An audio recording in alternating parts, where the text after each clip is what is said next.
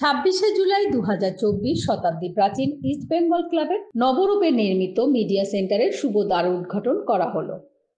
দ্বার উদ্ঘাটন করলেন ক্লাব সভাপতি মুরালিলাল লোহিয়া, সহ সভাপতি কল্যাণ মজুমদার, সচিব রূপক সাহা, সহ সচিব ডক্টর শান্তিরঞ্জন দাশগুপ্ত, ফুটবল সচিব সৈকত গাঙ্গুলি, ক্রিকেট সচিব সঞ্জীব আচার্য, মাঠ সচিব রজত গুহ, কার্যকারী কমিটির সদস্য দেবব্রত সরকার এবং আসিয়ান জয়ী টিমের খেলোয়াড়েরা।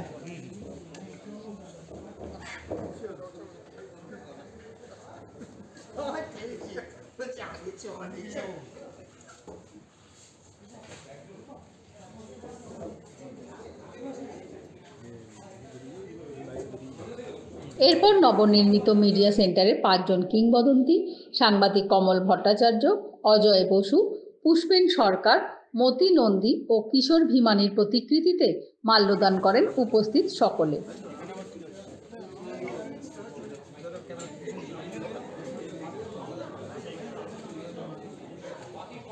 প্রখ্যাত সাংবাদিক জয়ন্ত চক্রবর্তী এই 5 জন কিংবদন্তির জীবনের নানান অধ্যায় তার বক্তব্যের মধ্যে তুলে ধরেন। ইস্টবেঙ্গল ক্লাবের একটি মহতি দিন এই কারণে ইস্টবেঙ্গল ক্লাবের মিডিয়া সেন্টারের আজকে উদ্বোধন হচ্ছে এবং একই সঙ্গে ইস্টবেঙ্গল ক্লাবের আজকে আসিয়ান কাপ জয়ের 21তম বর্ষপূর্তি। 2003 সালে ভারতবর্ষের ফুটবলে অন্যতম একটি ইতিহাস রচনা করেছিল ইস্টবেঙ্গল আসিয়ান কাপ জয় করে। আসিয়ান কাপের খেলোয়াড়দের আপনারা দেখতে পাবেন। আর এখানে যাদের প্রতিকৃতি দেখতে পাচ্ছেন তারা হচ্ছেন কমল ভট্টাচার্য, অজয় বসু, পুষ্পেন সরকার, মতি নন্দী এবং কিশোর ভীমানি। এরা প্রত্যেকে কিংবদন্তি। আজকের প্রজন্ম হয়তো এদের অনেকে জানে না, চেনে না, কিন্তু এরা যে কতখানি কিংবদন্তি সে বিষয়ে কোনো সন্দেহ নেই। সহসভাপতি কল্যাণ মজুমদার সহ সচিব ডক্টর শান্তিরঞ্জন দাশগুপ্ত তাদের বক্তব্যে আসিয়ান কাপের তাদের অভিজ্ঞতার কথা তুলে ধরেন। মাননীয় সভাপতি এবং উপস্থিত আমার প্রিয় বন্ধুগণ, এখানে যারা উপস্থিত আছেন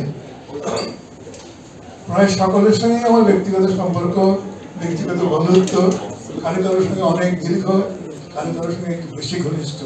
কিন্তু অনেক মুখকে দেখছি বেশ কিছুদিন পর দেখে কি ঘটনা লাগছে।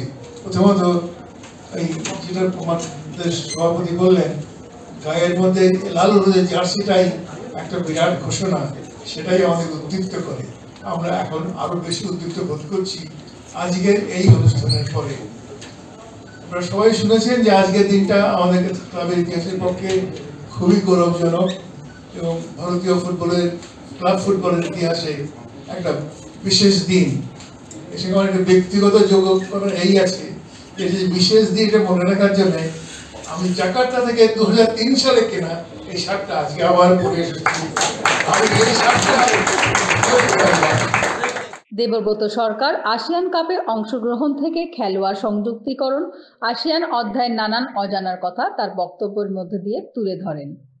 যেদিন দেবজিৎ ইনজিওর হয়েছিল, আমি সুভাষ ভৌমিককে বলেছিলাম আমার ট্রফি চাই না, আমার দেবজিৎ চাই এবং আমার সব খেলোয়াড় ভাই যারা আছে সুস্থভাবে ফিরিয়ে নিয়ে আসতে হবে। সকালবেলায় যখন শান্তিদার সাথে কথা হলো আমার, তখন শান্তিদা বললো দেবজিৎকে খেলাবার জন্য, দেবজিৎ খেলবার জন্য এবং সুভাষ ভৌমিকও দেবজিৎকে খেলাবার জন্য এত জোর দিচ্ছে, কি করা যায়। আমি সুভাষ ভৌমিককে বলছিলাম তুই যদি বাঁচতে চাস দেবজিৎকে খেলাবি না, তাতে আমার ট্রফি আসুক আর না আসুক উই নেভার মাইন্ড, বাট আমার দেবজিৎ যেন সুস্থভাবে আসে। যদি কালপিট কেউ হয়ে থাকে সেটা আমি, সুভাষ ভৌমিক না। দ্বিতীয় ব্যাপার বলি, এখানে যারা বসে আছে প্রত্যেকটা ছেলে, বিকাশ বাজির থেকে আরম্ভ করে সবাই, তাদের ইস্টবেঙ্গল ক্লাবে প্রথম পা রাখাটা আমার হাত ধরেই হয়েছে। আমার দায়িত্ব ছিল এদেরকে জড়ো করা। সেই 85 থেকে যত ছেলে এসছে, আমি জানি ছেলেরা আমার যারা খেলোয়াড় যে যেখানে খেলে থাকে, আমার কাছে খেলোয়াড়দের আলাদা একটা মূল্য এবং আমার সাথে তাদের যে ক্লাবে খেলুন আমার একটা নিবিড় যোগাযোগ রাখার আমি চেষ্টা করি। অপর প্রান্ত থেকে না পেলেও আমার তরফ থেকে থাকে। ইস্টবেঙ্গল ক্লাব লড়াই করে, আমার বলার একটাই বক্তব্য, আমাদের পরবর্তী প্রজন্ম যারা এরা এসছে তারা যেন এটা মনে রাখে, ইস্টবেঙ্গল ক্লাব একটা জিত, একটা চ্যালেঞ্জ, একটা লড়াইয়ের একটা শক্তি, একটা ফ্ল্যাগ হচ্ছে আমাদের লড়াই।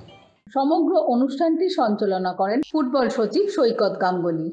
একই সাথে আসিয়ান জয়ের 21তম বছরকে স্মরণীয় করে রাখতে আসিয়ান জয়ী টিমের সদস্যদের সম্মানিত করা হয়।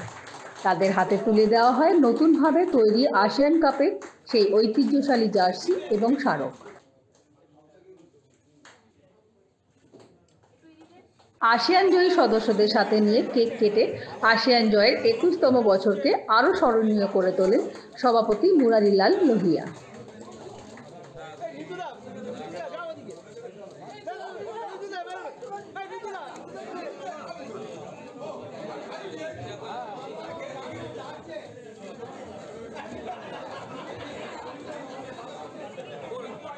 ক্রিকেট আমাদের সময় তো ছিল, এরকম কোনো ব্যাপার নয় যে ক্রিকেট তখনকার সময় ছিল না, ক্রিকেট আমাদের সময় ছিল। বাট সাকসেস যদি না দিতে পারে প্লেয়াররা, তাহলে দর্শক কেন নেবে? আলটিমেটলি সবকিছু ডিপেন্ড করে আপনার সাকসেসের উপরে। আপনি সাকসেস পাবেন, দেখবেন আপনি প্রচুর ছেলে মেয়ে মাধ্যমিক পরীক্ষা, এইচএস পরীক্ষা, গ্র্যাজুয়েশনে ফার্স্ট হয়, ফার্স্ট হওয়ার পরে সাংবাদিকরা দৌড়য়, তার আগে তো দৌড়ায় না, তার আগে কেউ কাউকে চেনে না। তা অটোমেটিক্যালি ব্যাপারটা হচ্ছে সাকসেস। আপনি সাকসেস দিতে পারলে অটোমেটিক্যালি দর্শক দৌড়বে, অটোমেটিক্যালি আপনাকে চিনতে পারবে, নাহলে কেন চিনবে? তো প্লেয়ারদের আগে সাকসেস, নিজেদেরকে সাকসেস দিতে হবে ক্লাবকে, তবে দর্শক নেবে। এটা দেখুন, সে বছর আমাদের যা টিম তৈরি হয়েছিল তাতে আমার মনে হয়েছিল যে আমরা ফাইনাল খেলতে পারবো।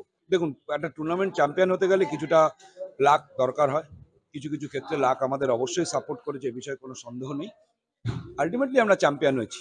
কিভাবে হয়েছি থেকে বড় কথা, চ্যাম্পিয়ন হতে পেরেছি। এটা আমাদের প্রত্যেক ফুটবলার যারা সে বছর ছিল 2003 সালে, প্রত্যেকটা ফুটবলার যারা খেলেছে, যারা খেলেনি, প্রত্যেকের কাছে এটা অন্যরকম অনুভূতি, অন্যরকম দিন, একটা সোনালী দিন বলা যেতে পারে আমাদের ফুটবল ক্যারিয়ার। ক্যামেরায় অত্রি ব্যানার্জির সঙ্গে কিংশুক চক্রবর্তী, এটিএন বাংলা, কলকাতা।